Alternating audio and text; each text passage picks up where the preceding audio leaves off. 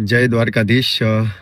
આજે ગુજરાતી સિનેમાનો સુવર્ણ દિવસ છે. આજે હરેક ગુજરાતીઓના ઘરે લાપસી થશે, કારણ કે આજે ગુજરાતી સિનેમાનું એક ફિલ્મ 100 કરોડ એટલે કે બહુ જ મોટી વાત છે. કારણ કે આ હરેક ગુજરાતીઓનું સપનું હતું કે ફિલ્મ 100 કરોડ કમાય. એમાં ખાસ કરીને ગુજરાતી સિનેમા માટે જે લોકોએ કામ કર્યું છે, every film maker, actor, musician, producer, કે જેણે એનો દિવસ રાત એક કરીને ગુજરાતી સિનેમાને અહીંયા સુધી પહોંચાડી છે. અમે તો જો કે પ્રભુ કૃપા થઈ છે, અમે તો હજી બહુ નાના છીએ અને આ દિવસ પ્રભુએ દેખાડ્યો છે, એટલે અમારી માટે તો પ્રભુ કૃપા જ છે. અને ખાસ દ્વારકાધીશ એટલે કેને કે આખી દુનિયાનો હીરો, સુપર હીરો, એનાથી મોટો કોઈ હીરો છે નહીં.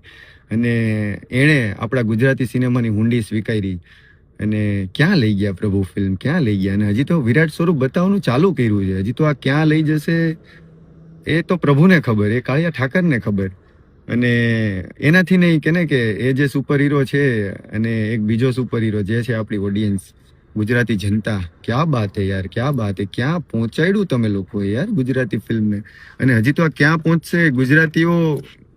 ગજબ ભાઈ, આમાં કોઈ શબ્દ નથી એમ કે આપણે લોકોએ આ કંઈક અદ્ભુત કરી નાખ્યું એમ કે અહીંયા સુધી ફિલ્મ પહોંચાડી. આ તમારી જીત છે.